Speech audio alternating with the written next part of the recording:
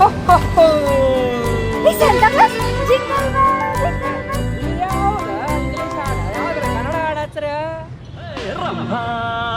ಈ ಸಂತಾ ಕ್ಲಾಸ್ ನಿಮ್ಮ ಕನ್ನಡನೂ ಬರ್ತೈತಿ ಮತ್ತ ಕನ್ನಡ ಬರದ ಮತ್ತೇನು ಬರ್ಬೇಕ ನಾ ಗಿಫ್ಟ್ ಕೊಡೋ ಡಿಪಾರ್ಟ್ಮೆಂಟ್ ಕರ್ನಾಟಕ ಐತಿ ಜೈ ಕರ್ನಾಟಕ.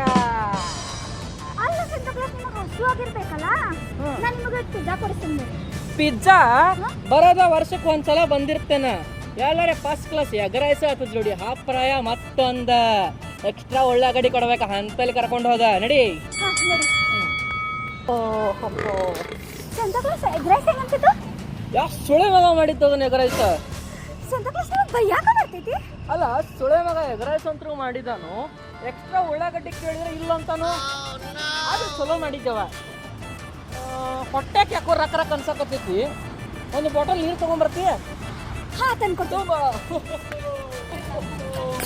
ಈ ತಗೊಂಡು ಥ್ಯಾಂಕ್ ಯು.